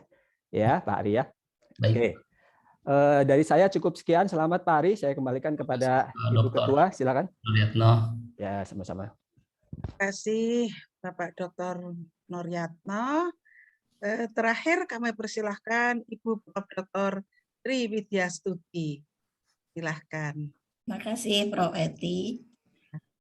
Yang saya hormati Prof. Eti, Bapak Ibu promotor Koprom, dan Bapak Ibu penguji, dan Saudara Ari ya. Selamat ya Ari, sudah sampai ke tahapan terakhir. Saya pernah ke Universitas Muhammadiyah Tangerang dulu. Iya Prof. Pernah kenal, nggak tahu pernah, tapi saya agak lupa ya. Ternyata sekarang WD2 ya, Pak Ari ya. Oh iya Prof. Dulu WD2-nya kan perempuan siapa ya? Bu siapa itu? Ya. Kita lanjut sekarang. Saya hampir sama dengan Pak Nuryanto tadi ya. Kan fenomena masalahnya itu return saham ya. Tadi dikatakan bagus, saya setuju bagus ya. Negatif 10 perusahaan memiliki nilai rata-rata di bawah 10%, 5 yang di atas gitu ya. Ya, tapi saya cari hasilnya kok nggak ada gitu. Itu pertanyaan saya juga hampir sama. Hanya sekarang gini, ini secara praktis ya Pak Ari. Ya Prof. Kalau Pak Ari bekerja di perusahaan non keuangan, melihat return sahamnya negatif, strategi apa yang akan dilakukan? Karena saya juga setuju dengan Bu Ivon tadi ya, yang mengenai di implikasi Bapak akhirnya kurang fokus, karena kurang membumi ya ke bawah. Artinya masukan-masukannya masih menurut saya nih ya, mudah-mudahan saya salah, masih secara common sense gitu. Jadi contoh ya, maksudnya implikasinya masih ini. Contoh, memandang perusahaan sebagai kumpulan sumber daya, sehingga harus meningkatkan sumber daya. Nah, ini kan contoh-contoh implikasi atau masukan-masukan yang terlalu umum. Sementara harusnya Pak Ari itu masukan-masukannya itu udah sesuai dengan hasil daripada masalah yang dipecahkan. Jadi ada masalah yang dipecahkan di samping dari aspek teori. Nah, tadi saya setuju dengan Pak Nur yang tadi ya, return saham kenapa ini kok enggak hilang. Kemudian kalau Pak Ari sebagai manajer suatu perusahaan, gimana meningkatkan return saham yang negatif ini? Ya, baik, izin menjawab, Prof. Ya. Berdasarkan fenomena yang didapat, memang ada beberapa perusahaan malah bisa dikatakan banyak yang bernilai negatif, bahkan ada juga yang di bawah 10%. Ya. jika saya menjadi seorang manajer, maka mengacu dalam ruang lingkup penelitian ini, dari variabel-variabel penelitian ini sesuai dengan kompetensi yang peneliti miliki, ada temuan bahwa cenderung perusahaan-perusahaan di Indonesia itu memilih strategi analyzer, dalam artian minimnya improvisasi dalam pengembangan produk. Ada kesan ketidakpedean dari perusahaan-perusahaan non-keuangan Indonesia, sehingga mereka cenderung hanya mengikuti atau mengacu pada salah satu perusahaan menjadi benchmarking mereka. Intinya adalah minimnya sebuah pengembangan, peningkatan kapasitas produksi, sehingga hal ini dipandang bukan hal yang menarik bagi para calon investor. Itu untuk mengacu pada variabel strategi bisnis. Lalu yang kedua adalah variabel corporate social performance. Corporate social performance pada dasarnya sudah bukan barang baru lagi, khususnya di kalangan internasional, dan sekarang Indonesia sudah mulai gencar, sudah mulai bisa dikatakan sudah mulai ramai membicarakan tentang sustainability sebuah perusahaan dalam artian kepedulian terhadap lingkungan. Maaf, Mas Ari, maaf Mas, kan Mas Ari nggak ngeran ini, jadi sebenarnya nggak bisa mengatakan strateginya adalah analyzer karena nggak di-run ke raternya gitu ya. Itu jadi yang di-run itu kan tadi corporate reputation kan ya Mas ya. Betul Prof. Sementara fenomena masalahnya nggak ada corporate reputation ya. Baik Prof. Masalahnya ya, tapi nggak apa-apa, nanti ini aja ya. Corporate reputation kan fenomena masalahnya belum muncul di latar belakang. Nanti kalau memang itu perlu ditambahkan, karena yang dilihat di sini fenomenanya adalah return saham. Ya, harusnya terjawab supaya kan sebenarnya gini, penelitian itu memang implikasinya ada dua ya, teori dan praktek. Prakteknya ini yang belum terjawab. Kalau teori tadi udah bagus-bagus. Yep. Ya. Jadi mungkin nanti tinggal ditambahkan. Ya. Baik, Prof. Kemudian tadi dikatakan bahwa strateginya adalah kalau analyzer itu adalah efisien dan efektif. Apa yang dilakukan untuk dalam bidang apa perusahaan non keuangan itu melakukan efisiensi dan efektivitas? Apakah semuanya? Apakah Pak Ari juga khusus ya, ini kan karena ini manajemen accounting harusnya kan pasti melakukan wawancara kecil ya ke perusahaan-perusahaan itu, di samping menggunakan data tentu ada wawancara kecil. Kira-kira apa strategi analyzernya yang dilakukan? Ya, baik. Izin menjawab, Prof. Ya. Strategi analyzer di sini bisa dikatakan sesuai dengan mengacu pada penjelasan atau tipologi Miles and Snow, bahwa strategi analyzer adalah strategi yang memang membuat perusahaan menganalisis lingkungan di mana perusahaan itu berada, atau lingkungan bisnis atau lingkungan industri perusahaan itu berada. Ketika dalam sebuah lingkungan industri belum ada atau tidak adanya dominan salah satu atau beberapa perusahaan, maka perusahaan cenderung mempertahankan ritme atau mempertahankan aktivitas yang sudah ada tanpa melakukan pengembangan lebih lanjut. Tapi ketika ada salah satu perusahaan yang sudah memulai atau bahkan dikatakan berhasil melakukan sebuah pengembangan produk dan berhasil meningkatkan kapasitas produksi dan pendapatannya, maka itu akan diikuti oleh perusahaan-perusahaan yang lain yang berada dalam satu industri. Seperti itu, Prof, penjelasan yang peneliti tangkap dari penjabaran Miles and Snow jika diimplikasikan pada perusahaan non-keuangan yang ada di Indonesia. Yang terakhir Mas, yang terakhir. Ini di halaman 140 dan 141 di implikasi perusahaan dan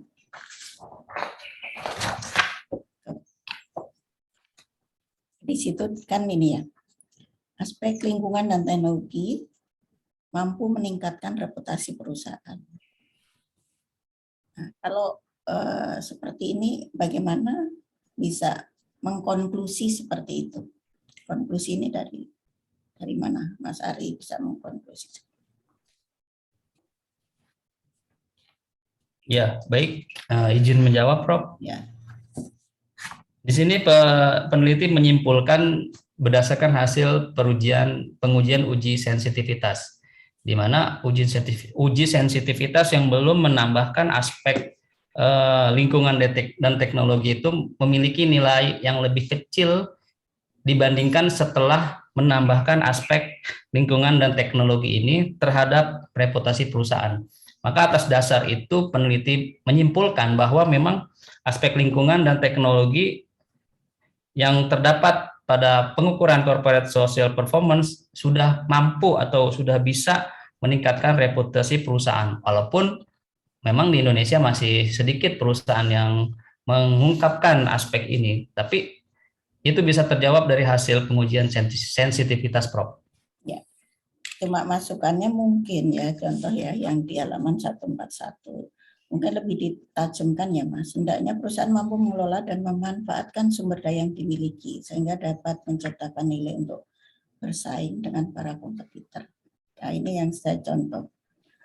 Memanfaatkan sumber daya yang dimiliki kan pasti, kalau kita memanfaatkan sumber daya yang dimiliki pasti akan meningkatkan nilai untuk bersaing atau competitive advantage-nya kan gitu.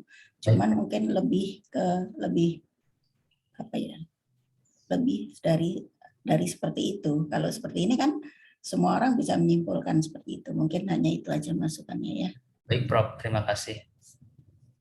Terima kasih, Prof. Eti. Waktu saya kembalikan ke Prof. Eti. Ya, terima kasih.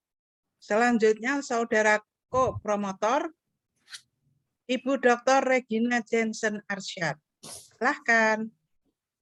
Terima kasih Ketua Sidang Ibu Profesor Eti Murwanisari yang saya hormati. Ya. Selamat ya Saudara Ari sudah mencapai tahapan saat ini ya, the doctoral journey-nya. Ya. Semua ini terwujud juga karena kerajinan, ketekunan dan kecepatan menangkap ketika kita diskusi bertiga ya. Ya, Ibu. Kemudian saya ingin mengucapkan terima kasih kepada para penguji yang telah betul-betul menumpahkan seluruh perhatian dan pemikirannya untuk memberikan saran-saran yang sangat konstruktif bagi penulisan ini, termasuk juga tadi adalah akan adanya penyempurnaan fenomena tidak hanya untuk Y saja, tapi X-nya juga harus ada, karena memang itu adalah kelebihan dari penelitian ini. Terima kasih kepada seluruh penguji. Saudara Ari, mungkin ada satu yang ingin saya mintakan diungkapkan lagi ya dari selama kepada para audiens yang terhormat pada siang ini, searah dengan yang ditanyakan oleh Pak Nuryatno tadi. Dalam perjalanan ketika berproses dalam disertasi ini, konsep apa yang paling memberikan sense of enlightenment, pencerahan seperti itu ya, kemudian kira-kira kemungkinan perkembangannya dari keempat konsep tersebut ya, business strategy, corporate social performance, competitive advantage atau corporate reputation, yang mana yang paling memberikan enlightenment, dan kemudian kira-kira di kedepannya ini akan berkembang seperti apa. Jadi diharapkan pengalaman ini bisa membantu teman-teman yang sedang memulai disertasinya itu juga termotivasi sehingga cepat juga selesai disertasinya. Saya kira demikian yang saya sampaikan, Prof. Ketua Sidang, Prof. Eti. Baik, izin menjawab Bu Dr. Regina. Konsep yang menjadi perhatian khusus bagi peneliti yaitu masih minimnya ya, ini menjadi sebuah kelemahan dari penelitian ini, masih minimnya nilai-nilai yang bisa ditangkap untuk aspek pengukuran corporate social performance, terkhusus untuk aspek lingkungan dan teknologi. Padahal dua aspek ini sekarang ini bukan barang baru lagi, sudah menjadi hal yang menjadi perhatian khusus. Maka dari itu diharapkan adanya sebuah kebijakan khusus dari otoritas penentu kebijakan, bisa dikatakan OJK dalam hal ini, untuk memberikan sebuah kewajiban pengungkapan secara wajib bahwa memang aspek lingkungan, teknologi itu tidak bisa dilepaskan begitu saja. Perlu adanya perhatian khusus dari pihak pemangku kepentingan, dalam ini penentu kebijakan. Seperti itu, Ibu. Baik, Prof. Kepada Ketua Sidang, Prof. Eti, dari saya sudah cukup. Terima kasih Bu Dr. Regina. Kita lanjutkan ke Saudara Promotor, Bapak Dr. Murtanto. Silahkan. Ya, terima kasih. Terima kasih pada Prof. Triwidya selaku komisi, Dr. Kamsia, Dr. Ipon, Dr. Riyatno di sidang terbuka Promovendus Ari Eksandi. Saya ucapkan selamat Mas Ari ya, saya manggilnya sukanya Mas Ari gitu ya. Ya Pak, terima kasih. Sudah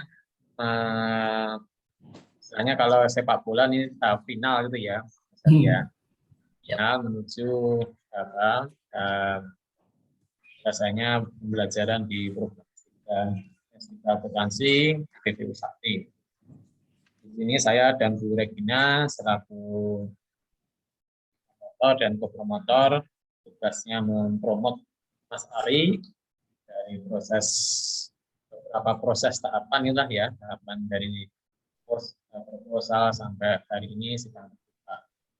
Nah, tentunya terlepas dari plus dan minusnya suatu penelitian, Mas Ari sudah membuktikan bahwa disertasi yang ditulis ini memberikan manfaat ya, memberikan manfaat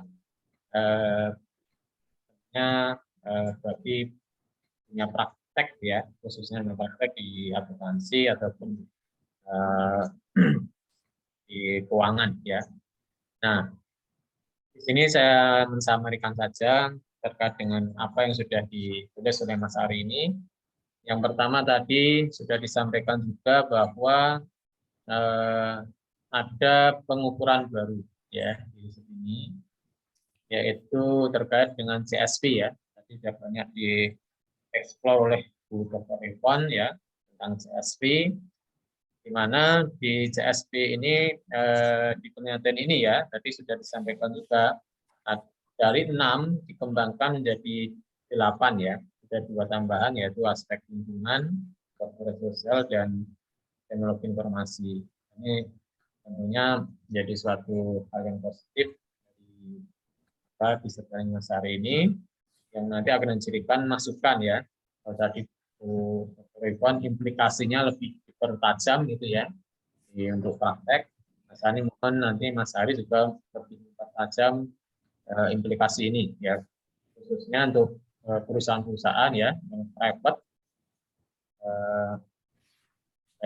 Kalau ini kan untuk perusahaan non keuangan ya khususnya ya. Iya Pak. Itu bisa dipertajam lagi pembahasannya maupun implikasinya. Sehingga ini kita harapkan dampak berikutnya adalah pada reputasi perusahaan ya. Nah, kemudian juga tadi pengukuran competitive advantage ya. Lalu sistem indeks ini bisa merupakan suatu perbedaan juga dengan penelitian-penelitian sebelumnya yang banyak mengandalkan pada rasio keuangan ya. Ini juga ada suatu kontribusi ya bagi berikutnya. Jadi mohon Mas Ari diperhatikan tadi beberapa tanggapan dari para komisi ya. Baik. Di disertasinya. Kemudian juga di dalam disertasi ini tentunya karena data yang digunakan itu cukup besar ya, dikatakan sebanyak 700 data ya, ini juga suatu apresiasi bagi Dari ini dalam pengumpulan, dalam mengolah dan menganalisis data yang diperoleh ya. Ya, tadi Bu menyampaikan yang terkait apa tadi perusahaan yang 129 tadi apa Mas Ari ya? Defender ya, yang belum dijelaskan lebih lanjut ya. Itu kan bisa dijelaskan lebih lanjut terkait ekologi bisnis strategi tadi. Nah, mungkin itu ya summary yang bisa saya sampaikan. Jadi terima kasih Mas Ari ya. Jadi lepas dari keterbatasan waktu, tenaga, pikiran ya, di sela-sela menulis disertasi ternyata juga ada anugerah lain Mas Ari ya. Dapat ngomongan ya itu kan plusnya. Iya Pak. Jadi kalau dulu guyonan teman-teman di Jogja tuh S3 tuh saben Sabtu store gitu Mas Ari. Itu guyonan ya. Pak Nuriano juga alami itu. Ya, betul.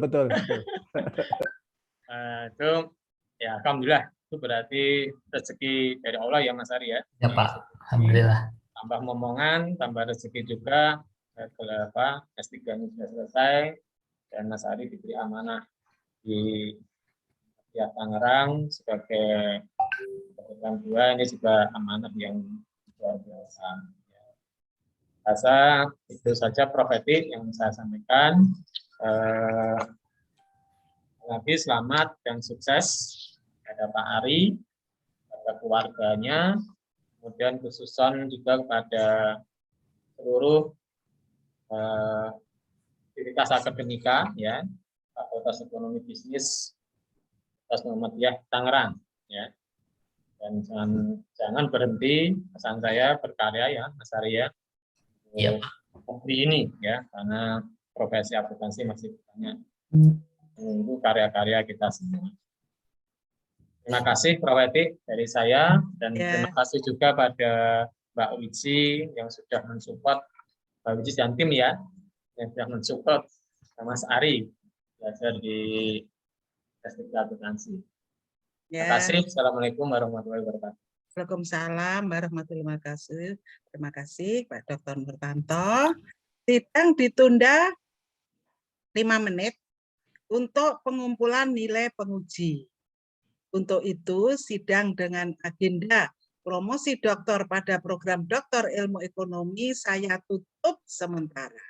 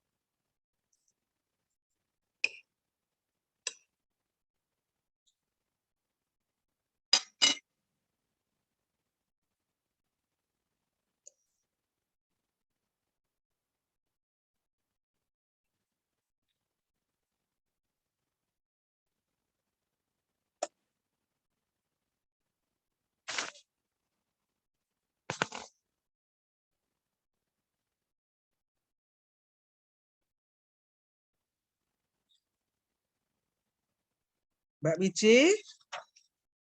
Belum, Mbak? Sudah Prof di grup.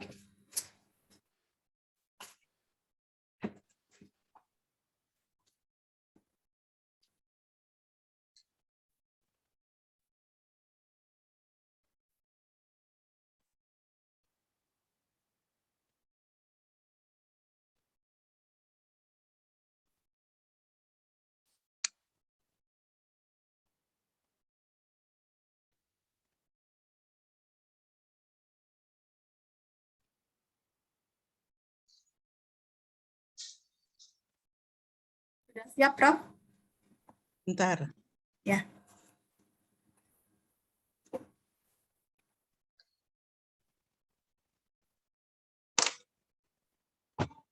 Yuk, silahkan. Sidang terbuka akan dimulai kembali. Kami persilahkan kepada Ibu Profesor Dr. Eti Murwaningsari, AKMMCA, selaku Ketua Penguji untuk membuka kembali sidang promosi ini. Sidang terbuka promosi doktor pada program Doktor Ilmu Ekonomi saya buka.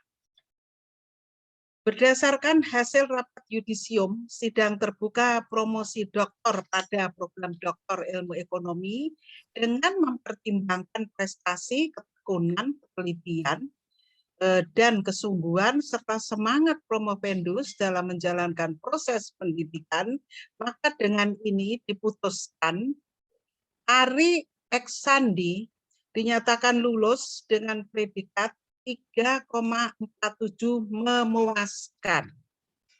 Kepadanya diberikan hak untuk menyandang gelar doktor sesuai dengan hak dan kewajibannya, serta kehormatan yang melekat pada gelar itu, Dr. Ari Eksandi, NIM 222170404002, adalah doktor ke-531 dari program Doktor Ilmu Ekonomi Universitas Trisakti dan merupakan lulusan Doktor Konsentrasi Akuntansi yang ke-88.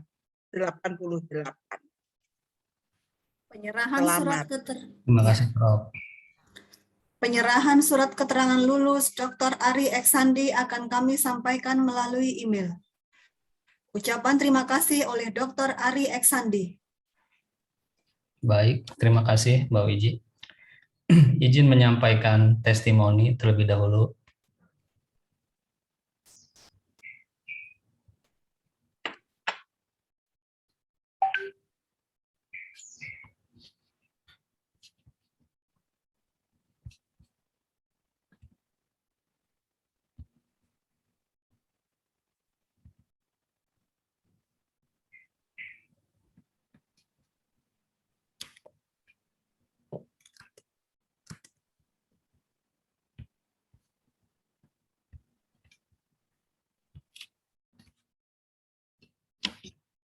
Mohon izin, Ibu Ketua Sidang, Profesor Dr. Eti Murwaningsari.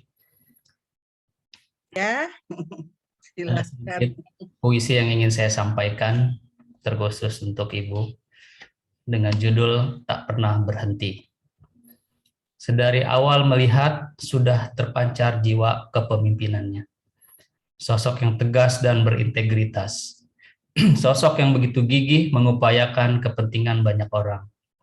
Tidak pernah kehilangan strategi dalam membantu kami. Kegigihan menolong dan mendorong menjadikannya dihormati dan disegani. Sosok yang tiada henti-hentinya memikirkan kami. Sosok yang sangat menginspirasi, tidak pernah pamrih dalam berbagi dan menaungi. Terima kasih Profesor Dr. Eti Murwaningsari, AKMMCA. Engkau begitu berjasa bagi kami. Semoga segala upaya kebaikan yang sudah diberikan menjadi ladang pahala yang terus mengalir. Salam takjim, Ari Eksandi. Terima kasih Amin, Pak amin. Dr. Ari Eksandi. Semoga ke depan Pak Dr. Ari Eksandi terus sukses dan semangat ya. Amin, Prof. Terima kasih. Amin, Prof. amin. Amin ya Rabbil Alamin. Selanjutnya, mohon izin kembali menyampaikan testimoni berikutnya untuk Pak Dr. Murtanto selaku promotor penulis.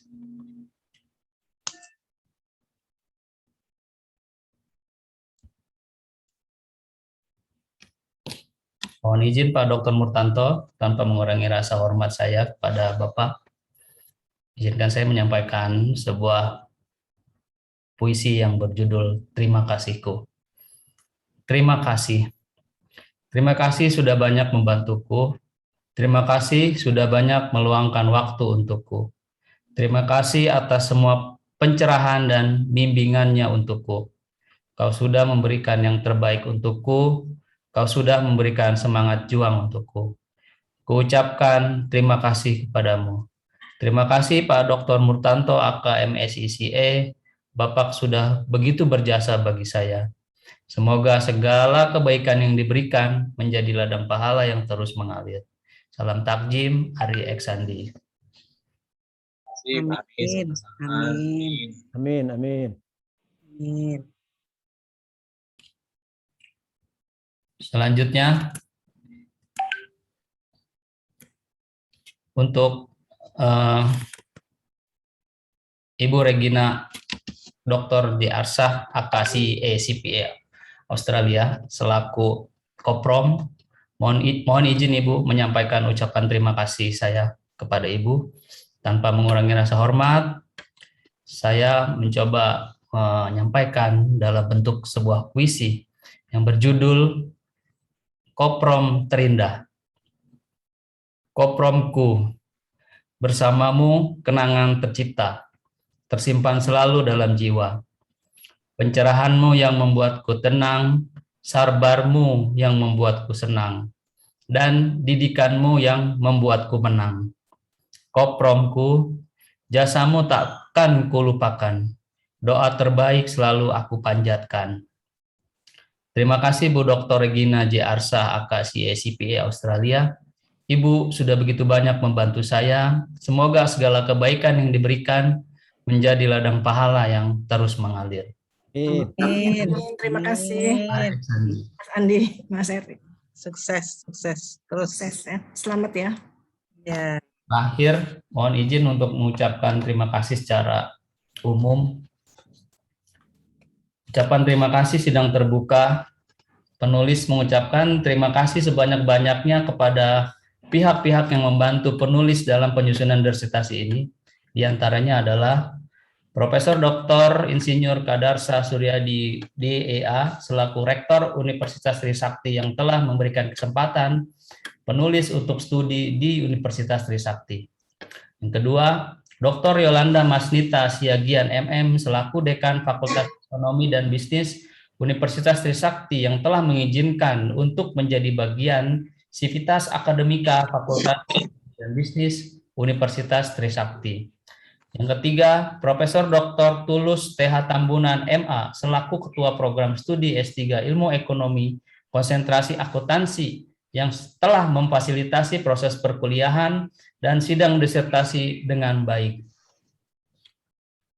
Yang berikutnya adalah Dr. Komsiah AKMMCE selaku penguji 1 sidang disertasi yang telah memberikan banyak masukan dalam perbaikan dan penyempurnaan disertasi ini. Lalu berikutnya adalah kepada Dr. Ivon Agustin CME selaku penguji 2.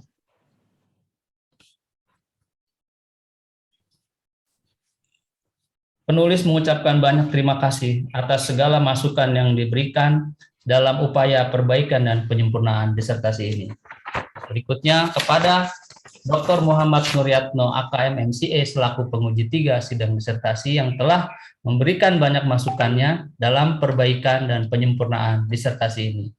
Lalu berikutnya adalah kepada Profesor Dr. T. Widyastuti SE AKMM selaku penguji luar atau penguji 4 sidang disertasi yang telah memberikan banyak masukannya dan berupaya memberikan masukan perbaikan dan penyempurnaan untuk disertasi ini. Yang berikutnya adalah kepada Bapak saya atau ayahanda saya tercinta, Bapak Marjuki dan Ibunda Asmi selaku orang tua tercinta dalam setiap helaan nafasnya yang selalu memberikan doa, semangat, cinta dan dukungan secara moral maupun moral. Lalu untuk kakak-kakak saya tersayang, Mulyadi SPMM C. Aryati yang selalu memberikan doa, semangat dan dukungannya. Untuk istriku, Rizky Ulansari SMM dan anak-anakku, Tanzila Azizi Rahim dan Tanzelo Zain Rahim yang selalu menjadi penyemangat penulis dalam proses penyelesaian disertasi ini. Lalu untuk Ayahanda Thohir dan Ibunda Suheni selaku mertua terkasih yang selalu mendoakan dan memberikan dukungannya selama proses penyusunan disertasi ini. segenap keluarga besar yang tidak dapat saya sebutkan satu persatu. Terima kasih atas doa, semangat, serta dukungan yang telah diberikan. Lalu berikutnya adalah kepada Sivitas Akademika Universitas Muhammadiyah Tangerang yang telah banyak membantu penulis mulai dari proses perkuliahan sampai terselesaikannya disertasi ini dibuat. Khususnya saya ucapkan terima kasih kepada Rektor Universitas Muhammadiyah Tangerang, Bapak Dr. Haji Ahmad Amarullah MPD, dan Warek 1 Bapak Dr. Desri Arwen MPD, yang juga sekaligus ayahanda penulis di Persyarikatan Muhammadiyah Kota Tangerang, atas dukungannya baik itu moral maupun material. Serta tidak lupa penulis mengucapkan terima kasih kepada pimpinan dan jajaran staf Fakultas Ekonomi dan Bisnis Universitas Muhammadiyah Tangerang atas dukungan dan bantuannya. Lalu kepada teman-teman seperjuangan mahasiswa S3 Ilmu Ekonomi Konsentrasi Akuntansi Angkatan 15 Universitas Trisakti yang telah selalu membantu, memberikan dukungan, dan selalu bersama-sama merasakan suka dan duka selama menjalani perkuliahan dan penyusunan disertasi. Dan yang terakhir, kepada salah satu orang yang berjasa kepada penulis selain kedua orang tua penulis. Terakhir penulis ucapan terima kasih hingga kepada salah satu orang yang menjadi motivator penulis untuk melanjutkan studi S3. Seorang yang sangat memotivasi penulis melanjutkan studi S3. Rektor pertama Universitas Muhammadiyah Tangerang, Allah yarham, almarhum Dr. Haji Ahmad Badawi SPDMM, mohon maaf, yang juga merupakan paman penulis, sosok yang sangat penulis hormati dan penulis kagumi, sosok yang memiliki ketegasan dan integritas yang tinggi dalam memimpin berupaya memajukan Universitas Muhammadiyah Tangerang dan Persyarikatan Muhammadiyah. Sosok yang selalu mendapatkan tempat khusus di hati penulis. Sosok yang selalu menanyakan kapan penulis lulus, akan tetapi mohon maaf. Akan tetapi Allah berkehendak lain. Semoga beliau mendapatkan tempat terbaik di sisinya. Amin ya rabbal alamin. Amin, amin ya Allah. Ya Allah.